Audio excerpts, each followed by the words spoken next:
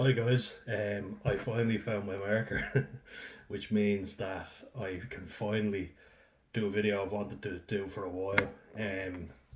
So I was writing down players. Bear with me, I know it's hard to read my writing at the best of times. I usually do joint writing, but on a whiteboard it's not the best. So what I might do is I'll just show you, and then I might rub it out and go as I go along. This is just basically a video because I know this channel is first and foremost a mental health channel, but I like to have a bit of banter with people in rugby as well. Sometimes it gets a bit heated, I won't lie. I've had to rein it in a few times and like, look, you're getting a bit too frustrated. But when I see something and I'm like, are you blind? I have to just say, oh, for God's sake. Which sometimes didn't serve me too well when I was playing, because I held myself to high standards, but some people were just taking the piss.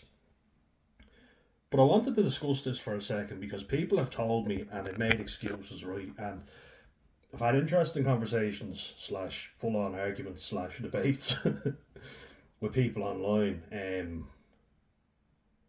an easy throwaway comment is, "Oh, you're a couch coach."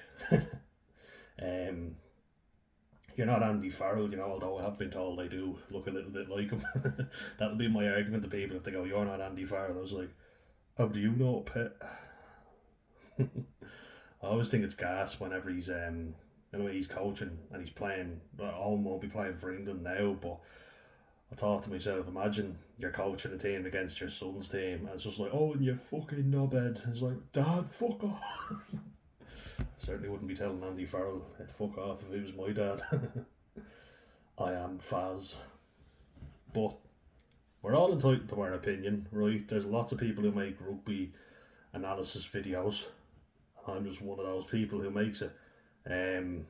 This is just my opinion. You're entitled to yours, I'm entitled to mine. And the fact of the matter is, and I'm just going to say it, Ireland have underperformed, right? They have. When you think of the talent that is available to Ireland, we're a very great rugby nation. So I don't buy this notion that, it's the fourth most popular sport in Ireland. And don't get me wrong, sometimes I'm inclined to be like that when, you have South Africans saying, oh, how many World Cups do you have? And they've been very arrogant about that, but they're also right. You have to accept it. I'm not disputing it because it's fact. They have loads, but I like to bring up the fact that we've beaten them 4 times in the last 5 games, because they really don't like that. They go, well, how many World Cups do you have? It's like, how many World Cups you have, brew? And you're like, that's not what I'm talking about here. I'm not disputing the fact that you have more World Cups than us. That is undeniable. But if we want to stop that shit from happening, and now I've had some know-it-all say to me,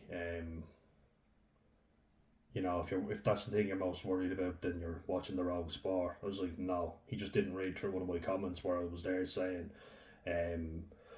we've underperformed, we don't use the players at our disposal, and it costs us. You can say how you win as much Six Nations as you want. The fact of the matter is, if New Zealand don't perform, they are held accountable.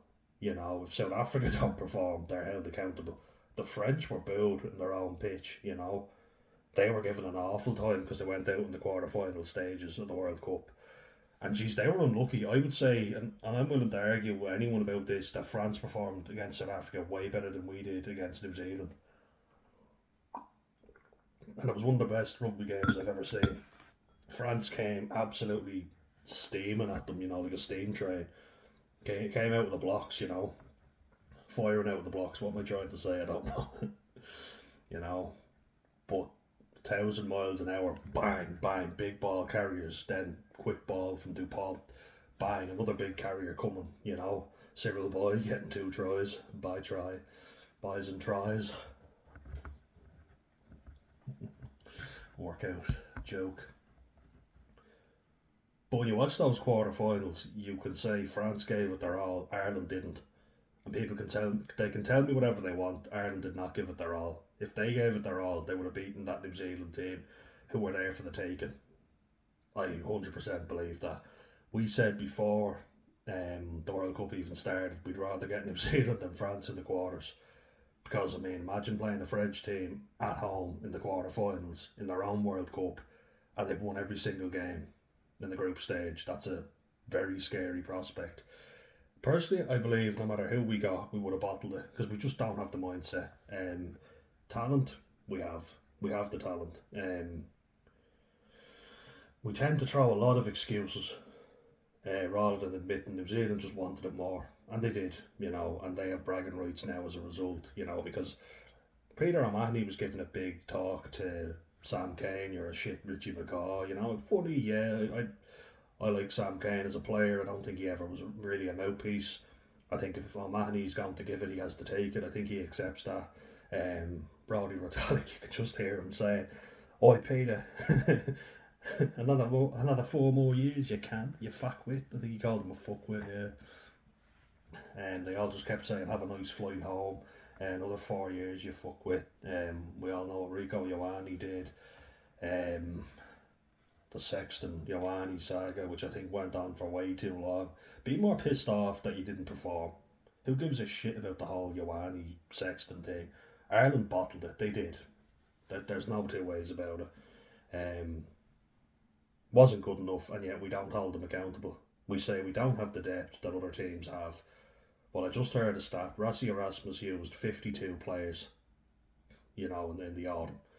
In the Rugby Championship, he used loads of players as well. And just to mention a few, like Thomas DeToy, who has come on so much, being a phenomenal player, can play either side, tie head prop, and then he goes in and plays loose head, absolutely dismantles Archie Griffin for Wales the week before he gets a try, because he switched on, really good awareness by a tight head prop. Did brilliantly. Franz Malherbe's back as well, so that's a big boost. Vincent Koch, you have him as well.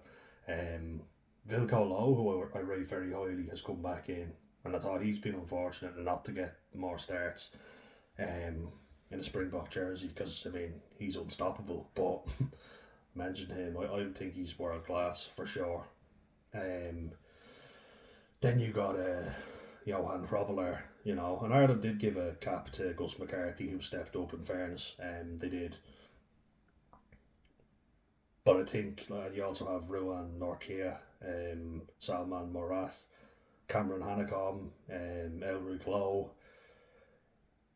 South Africa are using a lot of good players. Jaden Hendricks has come in, obviously Faf de Klerk being the main scrum half. You'd have Cobus Reinach, Grant Williams, who can play in the wing. They've got Kirkley Aronsa, they've got Cheslin Colby, Andre Esterhazen, very good centre, crash ball, but I think Dialande and Creel just work so well together as a pairing. Lucanio Am as well, he's there. Lorenzo Julius. They have so much depth, and we keep saying we don't have the depth. We don't have the population. We don't have. That's bollocks. Sorry, that's shite. I don't buy that argument at all. And if you want to use the population thing, New Zealand have a smaller population than Ireland. And they always produce world class players all the time. They're always up. They made it to a final with a team that I would say is significantly poorer in quality than the previous teams. And I include the team that lost in the semi-final to England in 2019. The quality just wasn't the same, and yet they still get to a final. Ireland go whimpering out, having underperformed, and you can bet your arse that the teams are going to pick it up again. They will. So Ireland had the best opportunity. And we're going to fucking need to improve. We're going to need to up our game, because we're not doing enough. We're not playing enough players either. And I want to highlight that. And without further ado, I'm going to get into my little board. Bear with me, I know. Yeah, my writing's messy. There's a lot.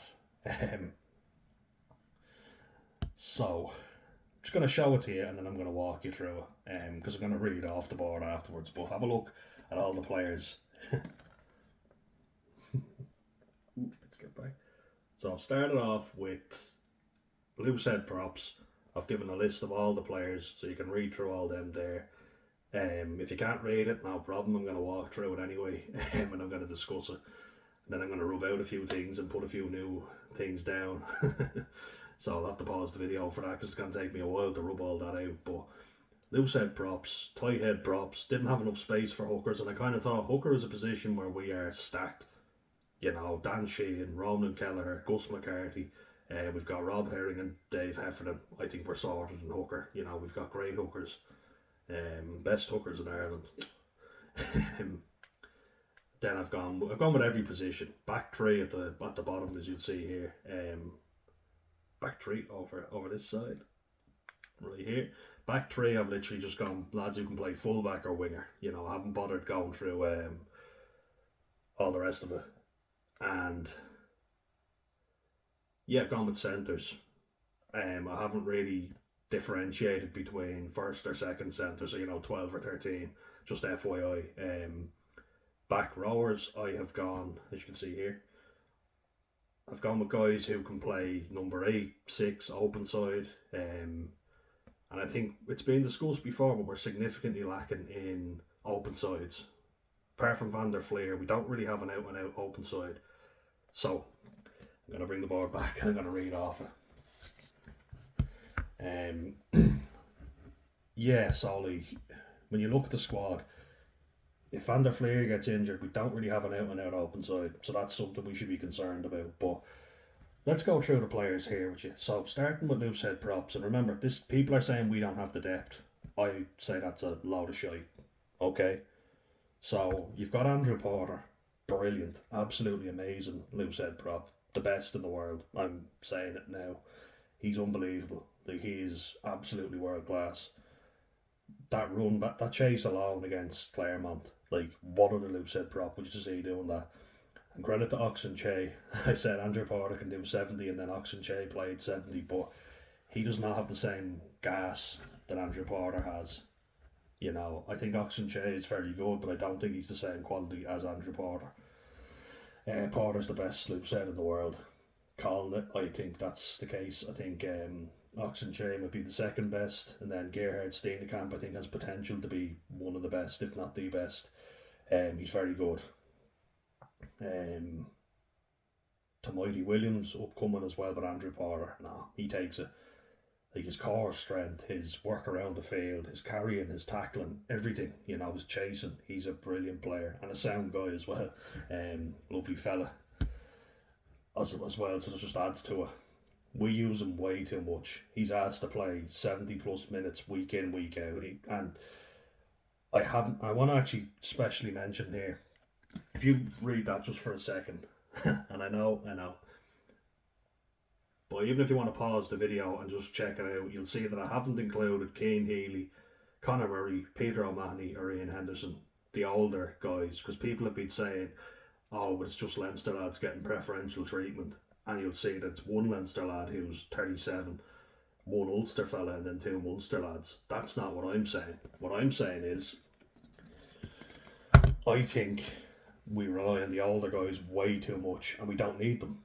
I'm thinking, great, thank you for your service, you've been great, you have, I'm not disrespecting the greats. Wouldn't you want to remember them though when they were doing well? This is what I always say. Like, you don't want to remember a great player, an Irish great, who stuck around for too long and then got injured and then had a bad end to their career, do you? I don't want to remember them like that. I'd like to remember them when they were in the best years of their life and then they slowly declined, but you're like, great players, fair play to them. And look, if you had nobody else to fill the role, I'm kind of like, yeah, alright, fair enough. Like England taking Dan Cole and Joe Marler out of retirement. Every 4 years they do it. It's like, do you fancy another game, lads? No, alright. Wouldn't be surprised if they came out of retirement for the next World Cup. England have been struggling with front rowers for sure. But Andrew Porter cannot be stated highly, like, it can't be, what was I even trying to say there? I can't speak highly enough about him. Let's go with that. Brilliant player, like, and a once in a lifetime player. He can do it all, Healy was great in his heyday, but Porter was better. I'm gonna say it, such a great player. Jackals as well. He got over a ball, and I was so impressed with his core strength. Because when guys are going over and they've got their hands clearly on the ground and they put them back, Porter has such good core strength that he can actually squat down, take the ball, hold it, and he's not using his hands at all. to support his body weight. Of course, he's using the jackal, but the man is a machine. And the reason I'm shouting on about it so much is because I understand that that's hard to replicate, but you're not going to. You don't have to either, right? You're never going to get a player as good as Andrew Porter. At least not, you know, he's a player that comes around once, maybe every 10 years, possibly, you know. It's going to be very hard to get a player of that calibre, ever, really. I think he's that good. But we do have other options apart from Cian Healy. And the reason I'm saying, I understand, look, I was there when he got his 135th cap. Fair fucks to him, that's great. But he has been past it for a while. And I think if we keep using him, other players are going to age. And then they're not going to get game time. Then we're going to be in a crisis like we were when we had no props, and we're bringing in the likes of Nathan White and Michael Bent, Tom Court as well. Those two lads were Kiwi. Tom Court was an Aussie. They weren't great. They were very poor. But hey, they're Antipodean, they're Southern Hemisphere. They must be better than our Irish players, right? Because we seem to always think like that, which I think is a lot of shite. I just think to myself, no, we have the players in Ireland and we're just not using them. So apart from Porter, we've got Jeremy Loughman, Michael Milne, and Jack Boyle. Now, Jack Boyle has been touted as like one of the best loose heads coming up, and he's actually in the squad, which I think is very good. Fair play to him, and I think he's a very good player. He's very young though, you know, and you could say to yourself, oh, well, you're saying you want young players in, but then you're arguing with Jack Boyle coming in. No, because I've been in, you know, when you're playing for senior teams, and I mean, it's not the same as playing for Ireland, I know. So imagine the pressure on his shoulders, you know, like, you don't want someone getting injured and then having to chuck him in the deep end. Like, say for argument's sake that Porter gets injured, which I'm fucking dreading will happen, you know, because he gets used so much. If he gets injured, we don't have the calibre of player to replace him. And asking him to play 70 plus minutes, I've played 3 games, I think, maybe even only 2 in the front row. My neck and shoulders were in bits, and I couldn't do the work that Andrew Porter does around the field, having done all that scrummaging. Not a fucking chance. It's very intense. I was joking with my brother because he played loose head a few times and then tight head a couple of times. He's a big, strong fella. He's bigger and stronger than me. But he said he was just exhausted. Like, it's a different kind of fitness and strength playing in the front row. It's so intense, you know, and you're coming up against big strong men and all the pressure is coming on you. It's not easy. And Tyke Furlong keeps getting injured now, and if you look back, he was asked to play over 60 minutes every week. And that famous first victory, the 16-9 victory, 16-9, that is, not 69, keep your mind out of the gutter, when we beat the All Blacks with Rory Best as captain, that brilliant Stockdale try. Tyke Furlong played 69 minutes. I got it in some way. But now he keeps getting injured, you know, and you're like, I hope he can stay fit, but he just doesn't seem to be able to. We relied on him way too heavily. I'm delighted that he's back. We have a world-class front row. Cian is back too. Brilliant news. Absolutely great to hear that. But we need to have players waiting in the wings to go. You know what I mean? That's what I'm saying. Like, we have Loughman, Milne, and I've seen Michael Milne playing, and I've been impressed. I think he's a good player, and now it's looking like he has to go to Munster because they're not playing him. Shows you how quick it is and how easy it is to get dropped. Why could you not have? Because I think Healy is past his best by a mile. I think that game, and I saw highlights of it, and he looked gassed. He lost scrums. He gave away like 2 scrum penalties and another penalty on top of that. His scrummaging was weak, and he went off after 20 minutes. And I was there worried when I heard he was starting. I thought, how long is he going to last before Porter has to come on? Lo and behold, Porter has to play 60 minutes. Well, nearly 60 minutes, not exactly, but Jesus, poor man never gets a break. My brother was saying, my brother loves Andrew Porter. He met him in person, said such a sound guy, and I've seen him in Raw Gym or Southside Gym in Sandyford. I was nervous. The man is so strong, but he's a lovely fella. He really is. But he's the highest paid Leinster player, and I was there thinking, fucking rightly so. Like, he puts in such a shift. Outstanding, really. And do we want that lad getting injured? No, because we don't have the calibre of player to replace him, or at least to start, you know. So, like, Lockman may not be great, Jeremy Lockman, as in, I think he's a good player. I have to admit, I didn't think he was excellent, but he's come on an awful lot, and I've seen him recently, and I think he's done a lot more than people give him credit for. His ball carrying is not bad. His scrummaging, it's okay, you know, it's not world class, but it's enough to get the ball in and out, which is what you need with a replacement. So if Porter has to play 55 minutes, let's say, maybe even 60, Lockman can cover 25 plus 20 minutes and give you a decent enough showing. He's proven that he can. Do you really want a lad going against a pack, a massive French pack, for instance, or an English pack? Now, I know the English props have been poor, but it's still not easy. They're all still big lads, you know. You don't want that for too long in a game. 60 plus minutes, week in, week out, you are significantly risking the chance of injuring Andrew Porter. And if Furlong, Porter and Cian, who have all, Porter not yet, thank God, touch wood, he stays fit. But I'm looking at it this way, right? Kelleher, Roland Kelleher, Dan Sheehan, two world-class hookers, brilliant players. They've both been prone to injury. You know, one's been out while the other's been in. That seems to be the way it goes. First, Kelleher looked like the best hooker in the world, got injured, and then he struggled to get back into the team because Sheehan just seized on that opportunity, and then he became the best hooker in the world. And he still is, I think, you know. And we'll see him performing. And I hope he has a good Six Nations. Great player, absolutely outstanding. Delighted that he's back, you know, such a talent. But he's prone to injury, you know. I think having Dave Heffernan, Gus McCarthy and Rob Herring, I'm still pretty confident, you know. Dave Heffernan he's a hardy, tough Western man from the from the west of Connacht. Not world class, but certainly good enough, you know. I think Gus McCarthy and Rob Herring would be starters for me. If you were going with that. Rob Herring wasn't the biggest fan, but he's come on a lot, you know. And you also have Niall Scannell, if needs be, whose throwing has been a lot better than other hookers in Ireland.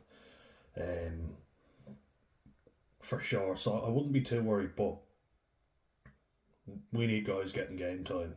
So you think to yourself, Gus McCarthy's been getting game time, so has Herring. Well, not as much, but he's experienced, you know, good head and the shoulders.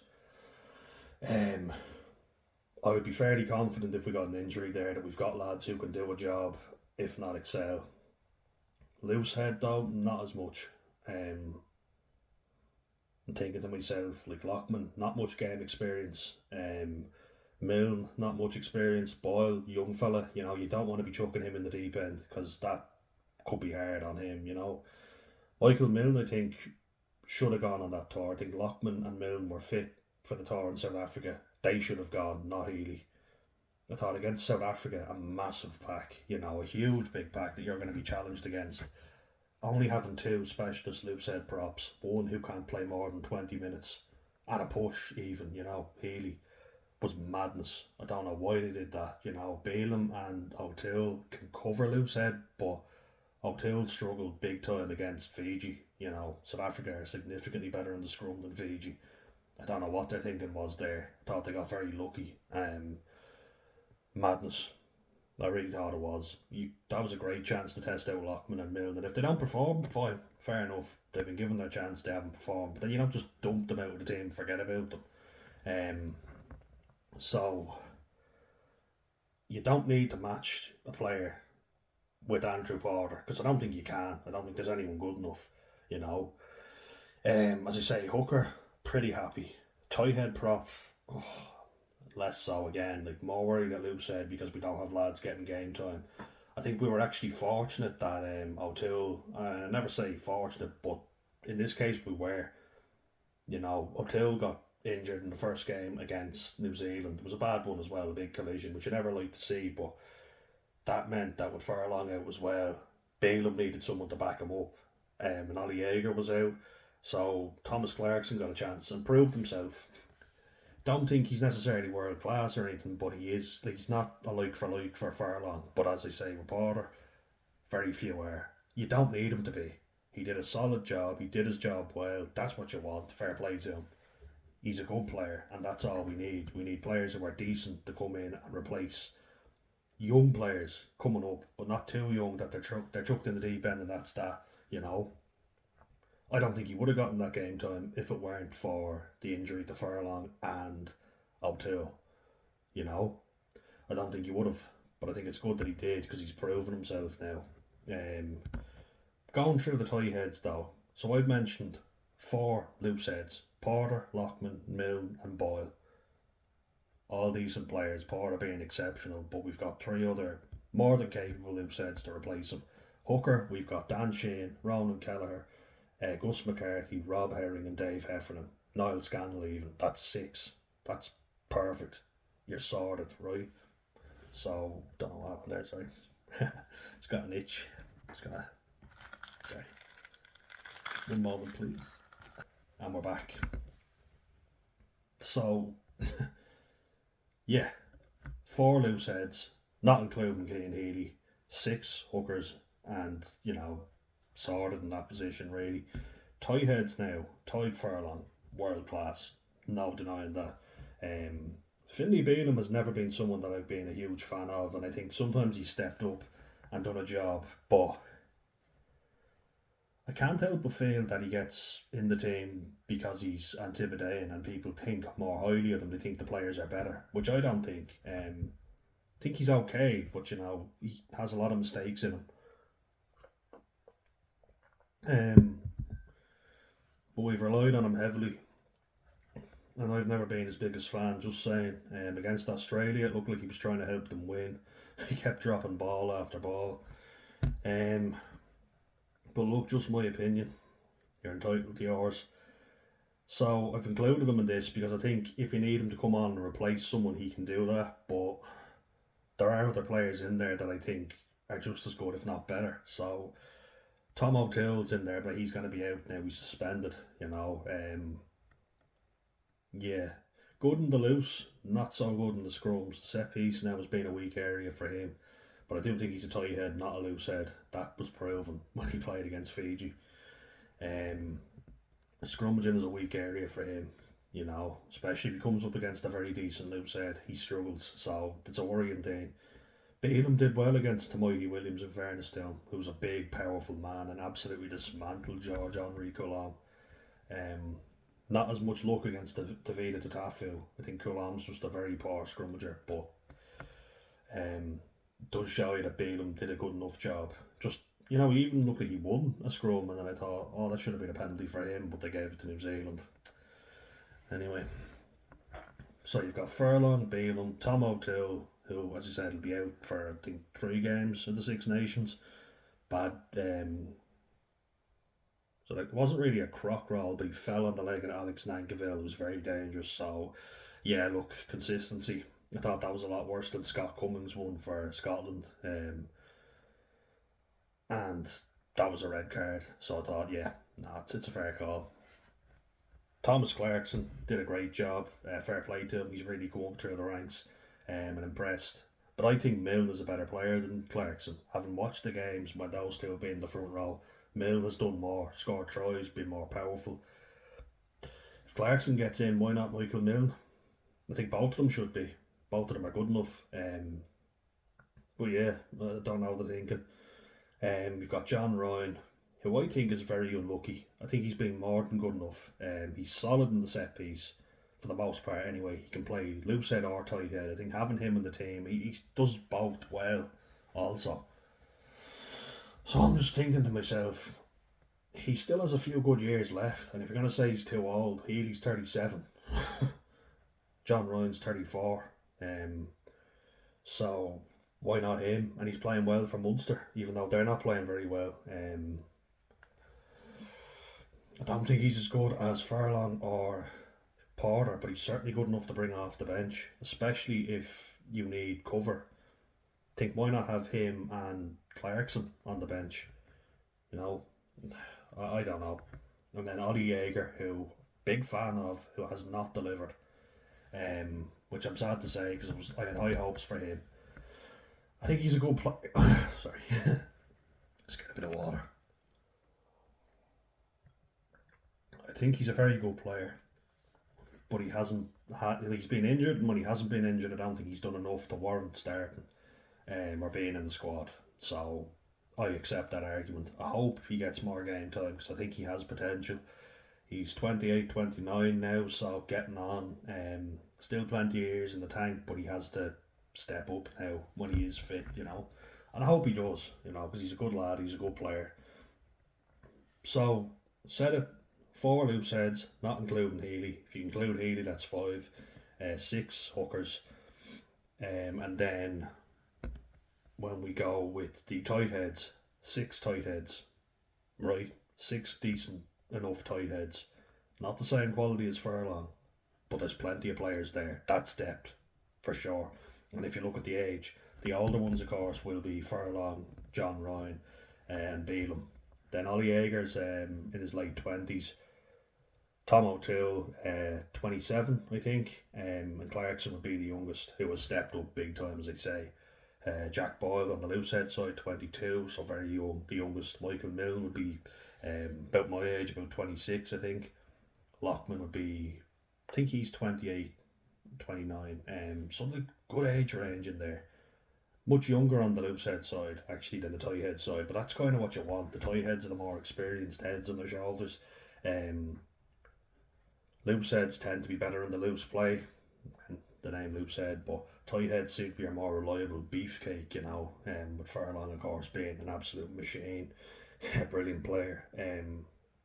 But I like a beefy tight head. If you're taking the pressure of the loose head on the opposition and the hooker, you've got to be a big, strong lad, you know what I mean? That's why you have a bigger second row in behind, giving you more bulk. So, we'll include Healy in the list, why not? 5 loose heads then, 6 hookers, 6 tight head props.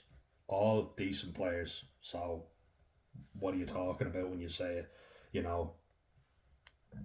The worrying thing is that there's a lot of players that are around the same age. Do you know what I mean? So, Clarkson being the youngest, obviously, and then Jack Boyle, who are quite young, Michael Milne as well. But a lot of the props are around their late 20s, early 30s, which is a good age for a prop. It really is. That's the one where they excel. Do you know what I mean? But because they're the biggest lads in the field and typically the strongest, they get injured a lot. So you need players who are coming in with experience. I don't think we appreciate how lucky we've been with Andrew Border lasting as long as he has. Gets a bad injury, you want lads who are able to play, who have international experience. Healy is not the future. I keep thinking it like that. It's like, if Porter gets injured, Healy cannot do enough on the pitch. What do you do? Tom O'Toole's proven he's not a good loose head. He's not the best scrummager, though he is good around the field. What do you do? You're up shit creek without a paddle, right? Because Healy's getting on. He's been injured loads of times. My brother told me he's only had 1 proper Lions tour, and as good as he was in his prime, you'd think he'd get a lot more, but he didn't because he was injured. You would have picked him, of course, because he was so good and a powerhouse as well. But he's nearly 38 and he's been prone to injury. So, Porter gets injured. I don't fancy Healy to step up. And then you're chucking other lads in the deep end. It's not really good, is it? I thought as I say, the Summer Nations series against South Africa, opportunity to use lads. They chucked Jamie Osborne the deep end and look how well he did, which I thought was very unfair, but fair play to him. He did an excellent job. Why not bring a few new props over? You're going to be challenged in the pack. That's what South Africa do. They try and out-muscle you in the pack and then create space for their backs. It's a simple but very effective game and it works for them. But anyway, I think we've proven that there is more than enough depth in the front row. So anyone who says there's not enough depth is talking out their hole. Moving on to 2 positions that I have played in. Well, more than that, but I've gone with second row and back row. So we'll start with second rows. And I haven't included Ian Henderson in this, right? Like I haven't done with Healy. I mean, we will in the end if you want, but we have James Ryan, Tyg Byrne, Cormac Isachukwu. I think I've spelled his name correctly there. I hope so. I think he's a second row, just saying. We've enough for the back row. James Ryan, Tyg Byrne, Cormac Isachukwu, Joe McCarthy, Tom Ahern, and Ryan Baird. 6 very good second rows. And I'm just thinking, yeah, so 6 very good second rows, and 4 of them can also play 6. That's brilliant depth to have, right? Tom Ahern, why is he not going? Why is he not in the Six Nations squad? I'm just gonna say he's been so good. Now he's fit. Now he needs game time. Wales and Italy, you could use him there. Maybe don't even start him, have him on the bench. Isachukwu been very good. I think he's a good 6 or second row. I would have him in the second row as opposed to 6. Big lad, saw him for Ulster. Thought he was very good in the second row. Really set the tone for the team. Big lad as well. As I said in other videos, I would have Joe McCarthy and James Ryan in the second row starting. I'd put Tyg Byrne at 6 because he's such a good jackal threat. He's great at turning the ball over and a good line out option. But imagine you could have this bench, so you could have let's say Michael Milne, Dan Sheehan on the bench because he will have to come back gradually. Then Thomas Clarkson, Tom Ahern, Ryan Baird, and then let's say the likes of Gavin Coombs or John Hodnett or Cian Prendergast. We'll get to them now in a second. That's 6 very good second rows who are mobile enough to play in the back row if needed for them anyway. That's great. That's brilliant stuff, And I think it gives us the option of doing a 6-2 split. Why not? I think it would work for Ireland. I think we've got the players to do it because we are blessed in the back row and clearly the second row as well. Ian Henderson's a player who, people have told me they think he's shite before, and I've said, no, he's a very good player. Get you over the game line, he's a powerhouse. He's not very fast, but he's strong as an ox. And remember, he just stopped people, hold them up. Choke tackle was brilliant. But he was very poor against New Zealand, and I don't think he has it in him anymore. I just don't. He did nothing but give away penalties and drop the ball against New Zealand, and I think he's past his best. I don't know why he's going. I think you have to bring the future. The experienced second rows would of course be James Ryan and Tyg Byrne. Then the rest of them are quite young. Ryan Baird has quite a lot of experience now. So does Joe McCarthy, who was world class. One of the best second rows out there. Isachukwu and Ahern would be the 2 youngest, but I think they're great. I think having them in the team would be phenomenal. You could easily put Baird, Isachukwu and Ahern in a squad, and I think they would do brilliantly. Do it against the likes of Italy or Wales, as I keep saying, but look, they're not doing it. You've only got 2 in the second row, and I've named 6 very decent second rows there, 4 of which can play back row. So we don't have the depth. I don't buy it. Normally teams would only have 1 replacement second row, but I think we've got the talent to have 2 on the bench if we need them, who can also cover back row. But what do I know, hey? Then back rowers, an area we are exceptionally strong in. Caelan Doris, Josh van der Fleer, JVDF, Jack Conan, really big fan of Jack Conan, delighted he's back. John Hodnett, Gavin Coombs, Cian Prendergast, Nick Timoney. Come on. That's insane. Even being able to say that's 7 really good back rowers. You've got 3 on the pitch. Nick Timoney can play open side. Gavin Coombs will play 8 or 6. Can also play second row if needed. He's a big lad. I think he's 6'6". I didn't realise. Hasn't been in his best form. I acknowledge that. But when he was, why was he not picked? 1 game against the Maori All Blacks and he doesn't perform, and that's it, you're out. And I get it, look, it's professional sport, but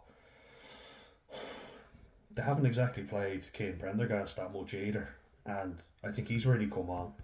But you're kind of what are they doing there? Jack Conan is very good though, so I will accept an argument that if you're going to have a back row of Tyg Byrne, Caelan Doris and Josh van der Fleer, Coleman has to be on the bench. I would accept an argument for that because that's fair. Very good player. They said he was a controversial selection, I think, because he always plays well. What's controversial about Jack Conan? He's always good when he plays. I thought he was gone for good, but I'm glad to see him back. When I worked in JD, actually, he came into the shop and he's a lovely fella. Shout out to him, nice fella. Then I met him in the deli in Duns in Carrick Mines, and very polite, lovely fella. So not just a great rugby player, but a great lad as well. As I was saying about Andrew Porter, Josh Van der Fleer is also a lovely fella. Just FYI, shout out to the lovely guys who. But it's great when you meet these lads and they are sound. You know what I mean? It's like if you meet them and they're an arsehole, you're like, but it's good, you know. So they're likeable guys as well. John Hodnett though, like, brilliant. Always a good player. Whenever he comes on, Munster look better. He's a tackle machine. He always gets turnovers, scores tries. Got two against Castres, got one off the bench against Saracens.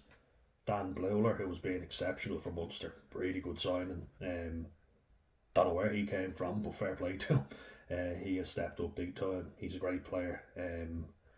Such a talented lad. Very impressed by him. His mobility, his fitness, as Luke said, brilliant. But John Hodnett, 2 tries against Castres. Scores against Saracens. I don't see what Murray has to do, really. Because as I say, Conan is a brilliant player, but John Hodnett's a specialist 7. Nick Timley can play 8 and 7. But I don't know. 7 good back rowers, 6 good second rowers. You know, like, you've got 3 back rowers, and I've mentioned 11 lads who can potentially play in the back row. But of course, your 2 starters will be James Ryan and Joe McCarthy.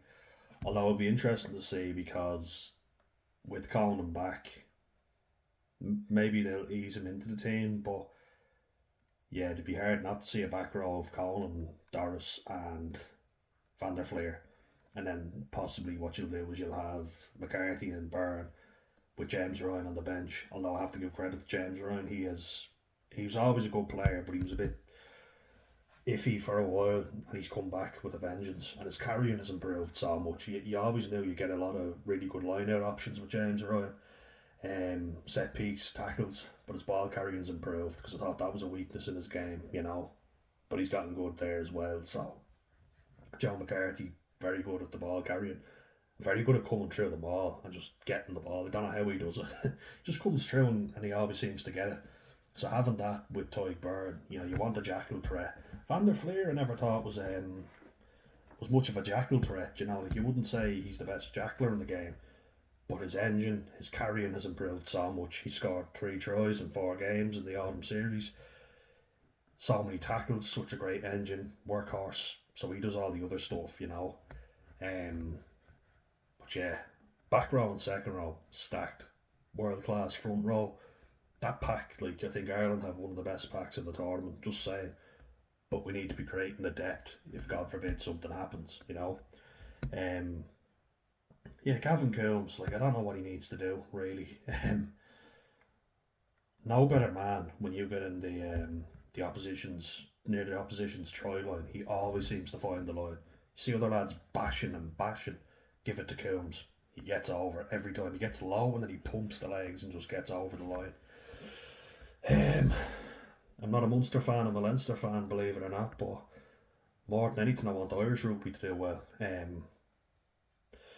think it's too divided.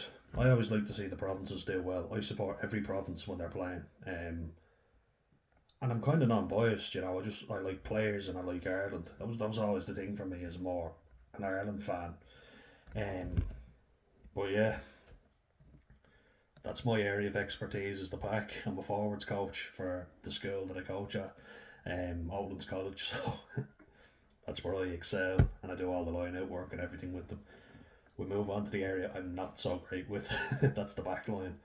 But even looking at this, now Conor Murray, in fairness, great servant to Irish rugby and got a brilliant try against South Africa. I think Conor Murray's like your closer in games, in the same way like Maxime Luku is for Antoine Dupont. You start with Gibson Park or Casey, who's exciting. You know, now Casey's injured, so yeah, he won't be in the Six Nations squad, at least not at the beginning. He has seized every opportunity with both hands. He's a great player.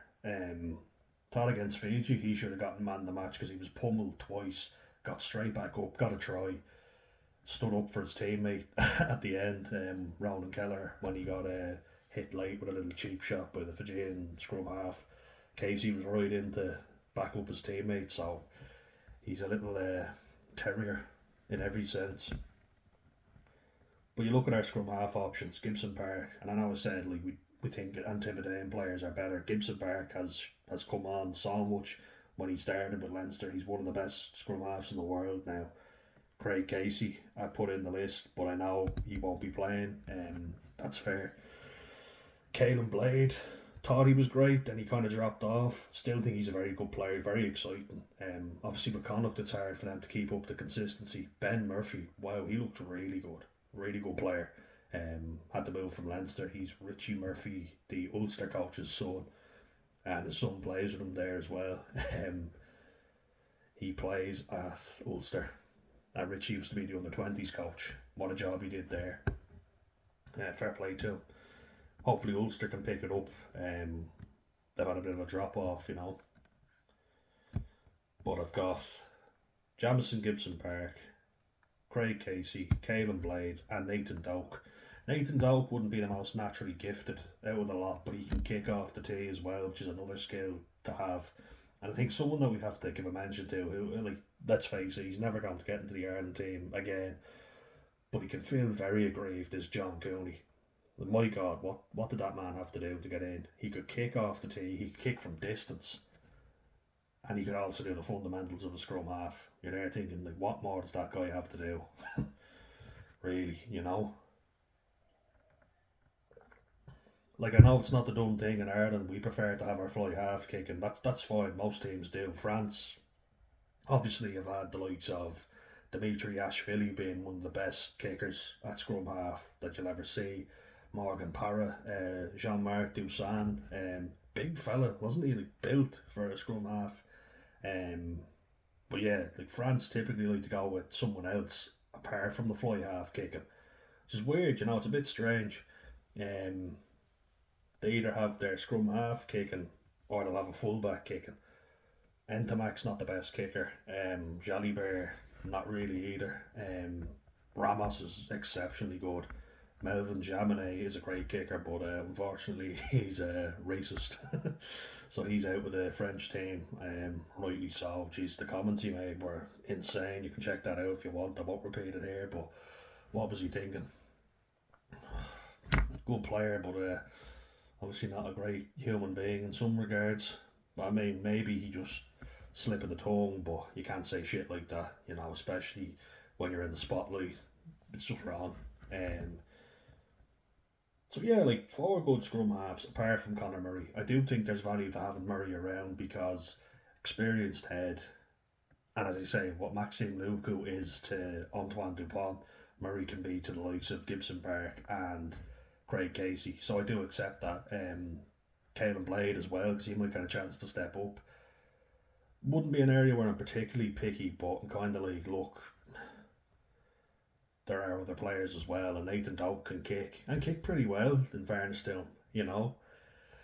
And also, like, I just forgot even to mention the back row. So I mentioned 7 good out and out back rowers, and then there's obviously 4 second rows who can cover 6 if we need them to, which is great, you know.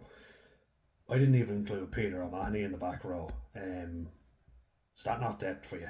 You know, like, 6 good second rows, and then if you've got Henderson 7 good back rowers, and if you've got O'Mahony 8, like, come on, that's depth for you.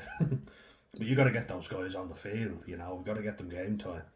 The last thing you want is some fucker coming in who hasn't a clue what he's doing, chucked in the deep end. It's daunting, and look, I know they're professionals, but in fairness to them, they are human beings. If you're chucked in the deep end, it is hard. You could say, oh, well, they're getting paid to do it and all, but imagine that pressure. You know, it'd be unreal. It could be unbelievable. Whereas if you're playing in a game where, look, every game I do believe is important, but You play in the summer series, you play in the November series. There's nothing really on the line there. And people will go, well, it's the time for trying out things, But if you do that in a World Cup and it doesn't come off, I understand you get scrutinised. You do it in the Six Nations, same thing, but I think we wasted an opportunity to blood a lot of fresh new players. We wasted a big opportunity there, especially against South Africa, where you could have been unlucky and had injuries. We were just fortunate that we didn't, but we could have had. We're just lucky Andrew Porter's an absolute tank. Oh, players that did seize their opportunity were Gus McCarthy and Thomas Clarkson. I think they did very well. Fair play to them. McCarthy, 2 tries from 2 games. Well done, young man. Well done. But we need to do more of that. Like Rob Herring's getting on, so I think that's kind of in the back of our mind. Dave Heffernan's a bit of a hothead, tends to get himself in trouble with the referee, so I think his discipline, especially with Ireland, something that we always pride ourselves on is our discipline. We're not really an edgy team like New Zealand or South Africa in particular have been, France as well. We all know England like to be the cheeky chappies, winding people up.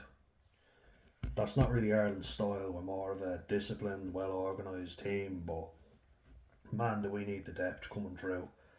And as you've seen there, like, we do have depth. And we left players like John Cooney out, John Ryan. Looks like they're going to do the same thing with Michael Milne. I think he's a very good player, but he's obviously, they don't see it the same way. They're leaving him out. Tom Ahern, Gavin Coombs. Players with so much potential, and if we're not delivering in the World Cups and we don't win the Six Nations, I think questions need to be asked. If we do win the Six Nations, which I'm hoping we do, like I am genuinely hoping it, but if we don't, then we need to look at why we're not doing the right things. And I think Andy Farrell's a great coach, FYI, but Simon Easterby's the man now doing it, and really good player, but we'll see if he pulls it off. Moving on to fly halves. So, scrum half and fly half, 2 positions I know fuck all about. But I'm just saying it as I see it, So I think, without any argument, it's between Jack Crowley and Sam Prendergast now.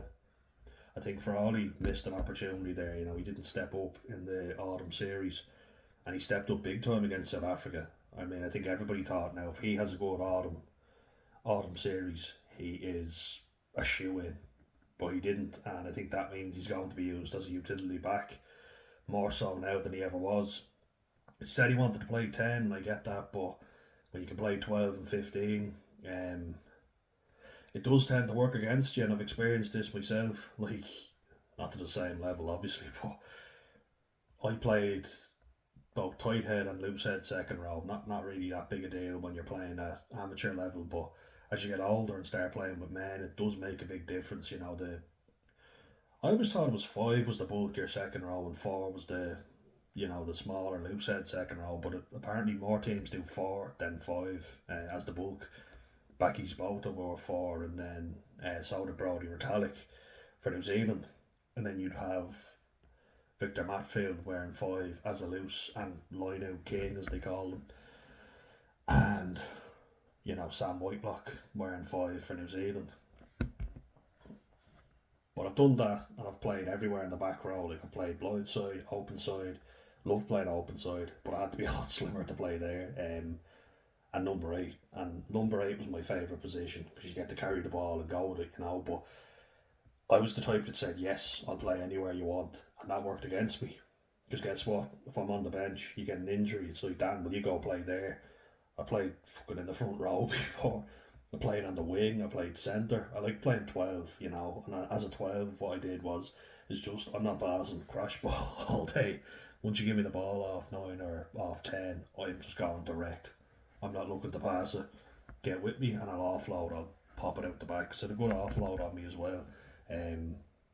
As a winger though, especially in a more defensive game, No, when you're attacking, great, but when you're defending all the time, positionally, I wasn't aware.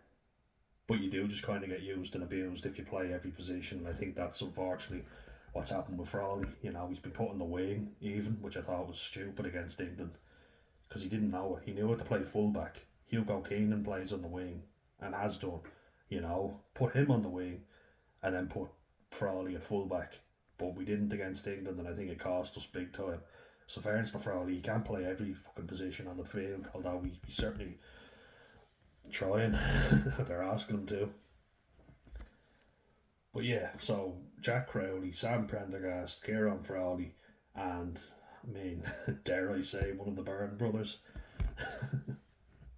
It's my surname, so I mean, my namesakes, but now I think in fairness they have been given more than enough opportunities, as much as it pains me to diss the family name. I'm not related to them, by the way, but yeah, now they have had opportunities and they haven't taken them. I thought in particular Harry Byrne looked like huge potential was there, but he just hasn't delivered, sadly. Ben Healy has gone off to Scotland and a lot of behavioural issues with him, so good riddance. But it was kind of weird because it was like Ben Healy was the next in line for the throne, you thought, but then bad attitude, you know. And one of the lads I worked with, actually, Cork lad, he said his uncle was the groundskeeper for Munster, you know, in Thomond Park. And Ben Healy would rock up late all the time, had a terrible attitude, you know, was very arrogant. And that's what he said, you know, whereas Jack Crowley, much more positive, said hello to everybody, always early for training, always out kicking the ball, practicing, so it just shows you. But Jack Crowley was behind him in the pecking order, and then with a good attitude he overtook him. Prendergast, I think, is a lot more confident than Crowley, a lot more charisma about him, you know, but I think having that competition is good. Both players have stepped up and I've seen them improve in their game. Like Prendergast had a great game against Bristol. Okay game against Claremont. I would have given man the match to Geordie Barrett. Prendergast even looked surprised he got it. But look, he's really coming into his own. And where I was worried about him physically, I think he has delivered. He's made a few really good tackles already and put himself about. Maybe he needs to bulk up, but if he can do the job, screw it. Don't care what you look like, how skinny you are. If you can put it about, fair enough. Crowley definitely does. He's a good tackler. He goes low, something Johnny Sexton should have been doing. Going like this, you know, on back on your heels against Matthew Bastrop. I just thought to myself, you are going to get decked. Got him down though, in fairness. But yeah, so look, if it's between three people, really is, you know. It's between Jack Crowley, Sam Prendergast and Kieran Frawley. And then if you need backup like the Byrne brothers, maybe. But I think Ross is going to Bristol now, so he won't be eligible for Ireland. And like he's had his chance, he has, in fairness, and he hasn't delivered, so no issue with that. Joey Carberry is in Bordeaux now, can't stop getting injured, so it's a troubled position, but I think we're in a good place. I think Crowley and Prendergast have played very well and upped their game, so yeah, not too concerned. I think they've really played a lot better, so fair play to them. I think this will be their time to shine. Who they pick to start against England now, that is a good question. I couldn't call that one for you. Easterby's obviously getting a lot of instruction from Andy Farrell before he leaves for the Lions, so it'll be largely based on what Andy Farrell wants, but Easterby will be able to do as he sees fit. You know, it's up to him at the end of the day. He's the one coaching. I was always a big fan of him as a player, and I imagine being a forwards coach as he was and a blindside flanker, he will have a keen eye on the pack, you know, and that's my area as well, as I say. I'm excited to see what he does with that because Andy Farrell was a back, you know, he played centre and fullback. Easterby is a forwards mindset, so I think he'll play. Don't want to say as boring and conservative as Steve Borthwick, you know, but I think he'll have a keen eye on how we deal with opposition packs, especially that French pack, because that's the one I'm worried about. England, not so much, you know, not really. I think they will be physically stronger, but I think we will have enough for them in the pack. Their back three is always strong. Don't kick the ball straight to the back three. Put it out, I think we need to be doing that. We keep it infield. James Law with that left boot keeps it in way too much. Gets distance on it, but they have a run up to it. Faye Wabosa's not in the England team, so that's kind of a bonus for us, I guess. But England have a strong back three. Athletic, they like to run the ball, so get the fucking thing off the field. I can't understand why they don't put a right footer in when we're on, so say when we're on the left side of the pitch, a right footer, more angle, you open the pitch up for yourself so you can kick it.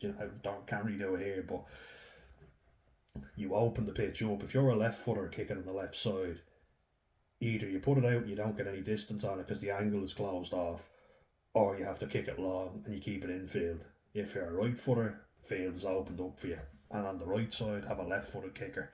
So if you've got a chance, obviously I think Hugo Keenan will start fullback, but if you have Jamie Osborne there, he has a great left foot. Use that left foot, or put Lowe, bring Lowe over and say, right, you take this and you kick it. Stand there in the 10 position and boot the fucking thing as far as you can. You're opening the angle up for yourself so you can kick it further. But yeah, that's something we're going to need to do. It's something we'll have to manage. Getting back to the team though, it's going to be a long video. It already is. But we're now on to centres, a position I have actually played. 12, loved it. 13, not so much. 13, you have to be a bit more skillful. I was like, fuck it, route 1. that's my jam. And even sometimes when I was playing as a forward, they used to have me attacking in the centre position. So you do a 5-man line out, and I truck the ball straight up. So it's basically attacking like a centre, but defensively like a forward, if you get me. But a fun position to play for sure, especially when you've got a small opposition 10 who can't tackle for shit. Oh. Centres, we have Robbie Henshaw, Mr. Reliable, Gary Ringrose. I think those two will start. Bundy Aki, I'm not sure about him. He's been a great servant, but I have a feeling it'll be Henshaw and Ringrose. Just a hunch. So Henshaw, Ringrose, Jamie Osborne, who has been phenomenal, really burst onto the scene. I think he's more of a centre than a fullback, but if you need him to, he can cover fullback. Ringrose can cover wing, fullback, fly half even, and then Henshaw can cover either. He played fullback against England before, which was a disaster. I know he has played there, but I think he's slowed down a lot. His pace isn't what it used to be, and his aerial ability either. I know he's had a lot of injuries, so that's fair. Henshaw, Ringrose, Osborne, Aki, Stuart McCluskey, Big Stu. I think he's been very unfortunate. I'm a big fan of Stuart McCluskey, but Bundy Aki is someone I'm not too quick to criticise, because I think he has been a great servant to Irish rugby. But again, I can't help but feel there is an attitude of he's Kiwi, he's better than anyone we have in Ireland. There's just this attitude, you know what I mean? And I don't like it. I've seen it time and time again where Antipodeans are better than us. I think Stuart McCluskey has just not been given the opportunity, and a lot of times Aki doesn't even play for Connacht, He's only recently come back in and been a starter in the team.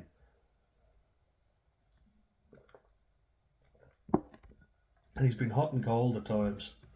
Had a brilliant World Cup. Physically, you want him there. But Stuart McCluskey's a big physical man as well.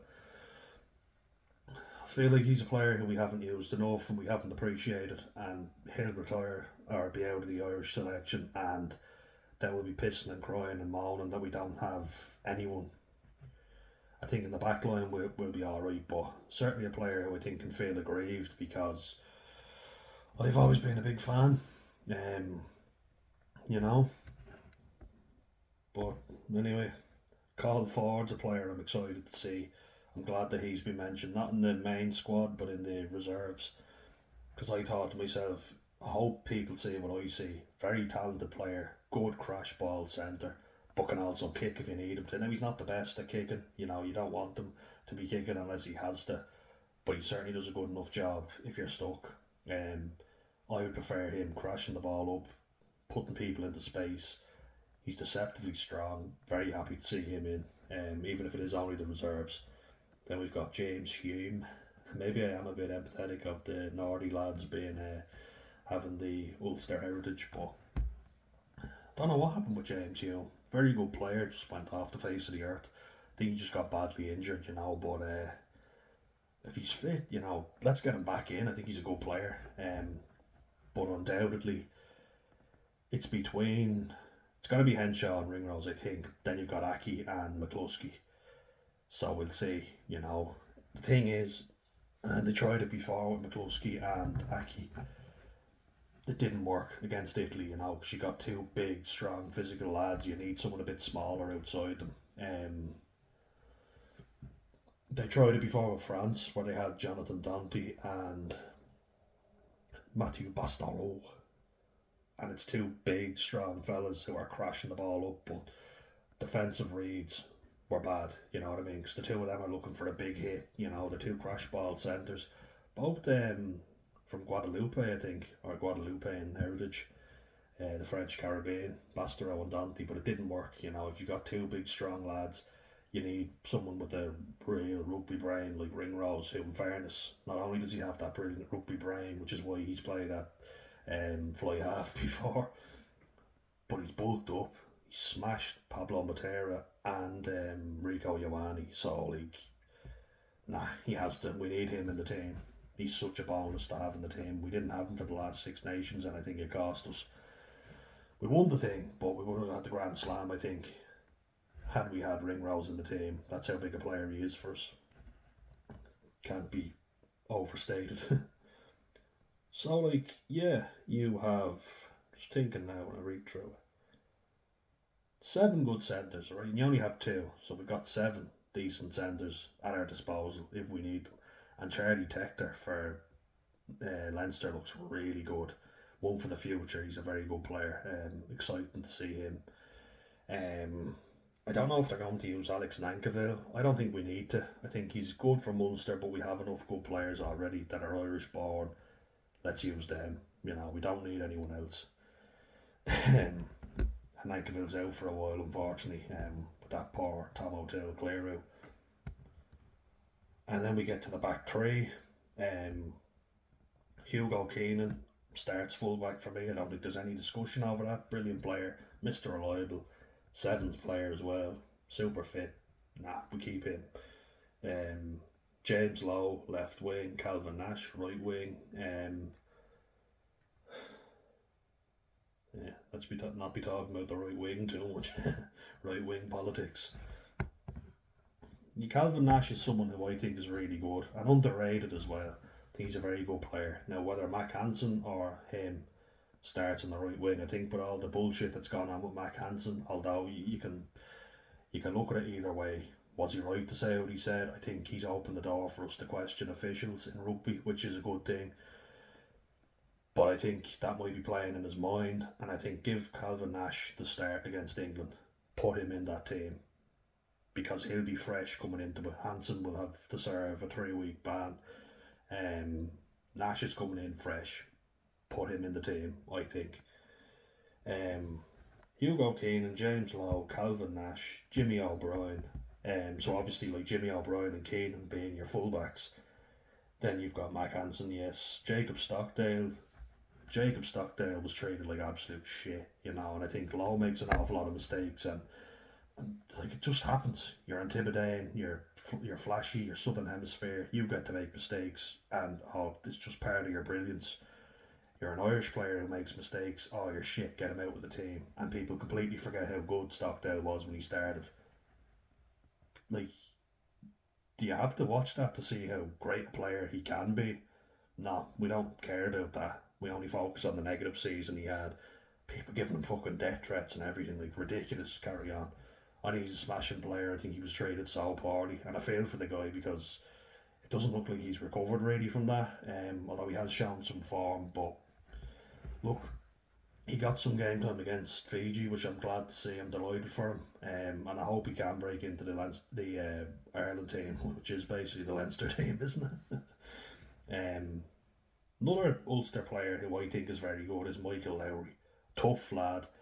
Now, of course, when you have Hugo Keenan, and if he's fit, you start him. I think he's so good. And Jimmy O'Brien, in fairness, is able to cover multiple positions.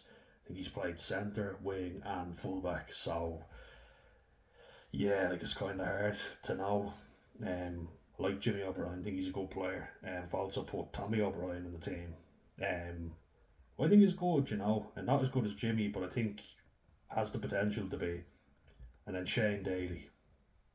Shane Daly is phenomenal. Didn't have the best game now against Saracens, but we'll cut him some slack. He's a very good player. Got over 100 caps there recently, so fair fucks to you, Shane. Yeah, like look at that. How many back three players have I named? I have named one, two, nine. And three of them can play fullback. Well, Shane Daly can as well, so four of them can play fullback. 9 players, and four of them can play fullback. Although James Lowe can as well, hasn't for a while. Watched him for the Chiefs back when he was playing in New Zealand. And he can do it. He got a big boot on him, so maybe it's even better. But they're going to keep him on the left wing, I think, for the time being at least. Hansen has as well. Jesus, all these fellas I think can play fullback if needed. I think the only ones I haven't seen play fullback are Nash, Tommy O'Brien. Yeah, I think that's it. I think the rest of them can all play fullback, so jeez, that's not bad. Versatility is great, so then again, not only do we have the depth, we also have the versatility. So I have seen 7 of those lads. Yeah, Mac Hansen's played fullback. I've seen him play fullback. Shane Daly has for sure. Jimmy O'Brien has. Usually plays there, or he plays on the left or right wing. He's left-footed, but they put him on the right wing, which looks a little awkward at times, but it does give you that option to open up the pitch, as I said, and get that left-footed clearance away on the right-hand side. Stockdale has played fullback as well, though I don't really think he's the best option at fullback. If you've got other guys, I put him on the left wing. Got a big boot on him though, but he's a good ball carrier.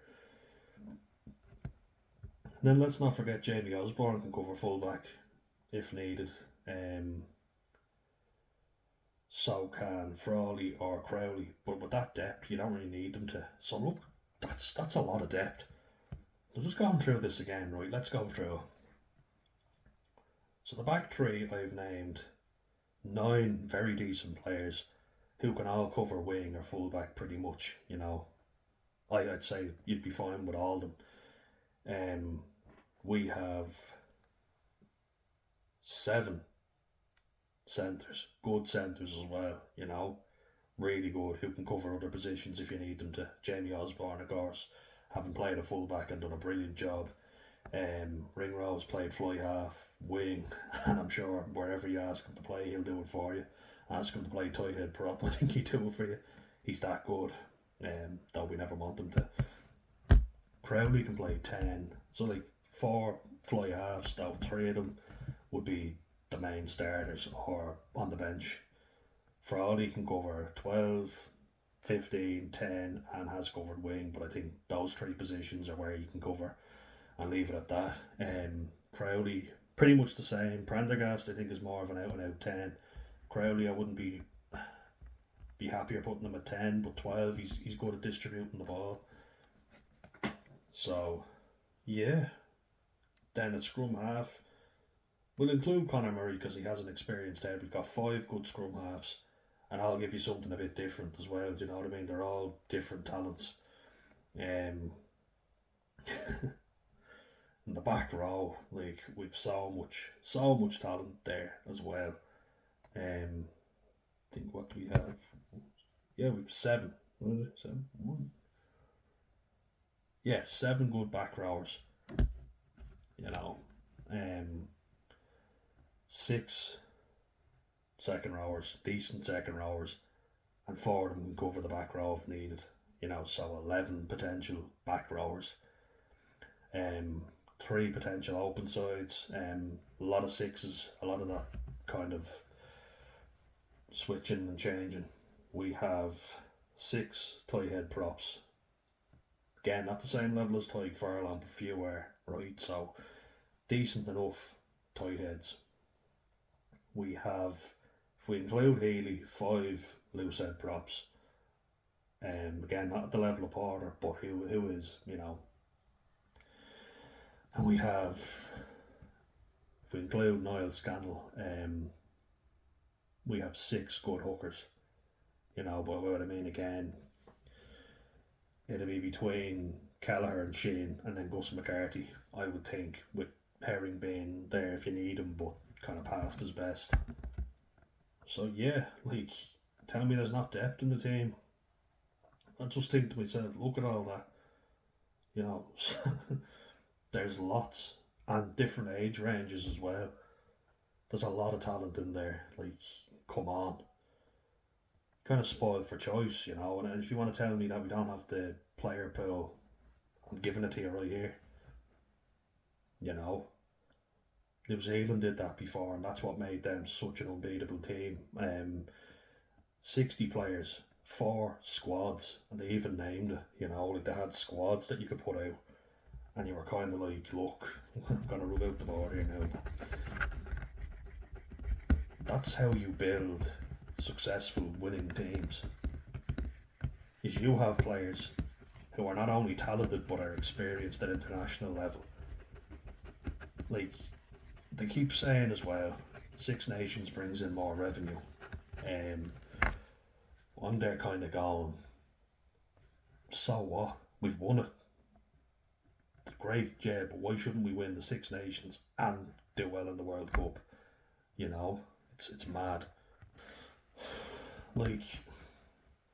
It is for bragging rights, yeah, okay, fine, but do you want to be a laughing stock of rugby? Which in many ways Ireland are the laughing stock, because they're always the team that can't get a semi, as people keep saying. You're going to keep on hearing that shit though if they don't step up, and they haven't. I've given you a team there, loads of players with good depth. You're going to tell me still that there's not enough depth in Ireland? There is, they're just not being played. What the problem is, you stick with the same players for too long, they age, they get on, meanwhile other players are past their prime, and then they're chucked in the deep end because we've nobody else. And then what happens is, when you could have been using that player to the best of their ability while you wait, you have somebody else in the ranks waiting to go. We don't do that. We stick with the same player for far too long. Then everybody else gets old. They don't have enough experience. Then you fuck them in the deep end. Then they get injured or something bad happens. Players don't live up to expectation. They go abroad or whatever happens. We lose depth. Like James Cronin tearing shit up for Leicester. Munster let him go. That's on them. I saw him playing against Leinster. He was phenomenal. He was very good and he scored a try. They let him go. Could have been a potential starter for Ireland. You wouldn't have even been saying, who do we replace Porter with? We've got James Cronin. But they let him go. Jack Dunn's another great player who plays for the Exeter Chiefs. Second rower. Let him go. And let's just look at someone for a second that when I watched Super Rugby, that is, it used to be between New Zealand, Australia and South Africa, with a Japanese team and an Argentinian team, the Sunwolves and Los Jaguares. Tyrell Lomax is someone who has come on so much, and he was average enough when I watched him playing for the Melbourne Rebels. He was a bit too heavy. He was, I think he was in the Australian under-20s. He didn't look great. He certainly didn't look like the player that he is today. New Zealand worked with him. He got good, he got better, he improved, and now he's a main starter for the New Zealand team. He's one of the best tight heads in the world. Why? They worked with him, they got him there.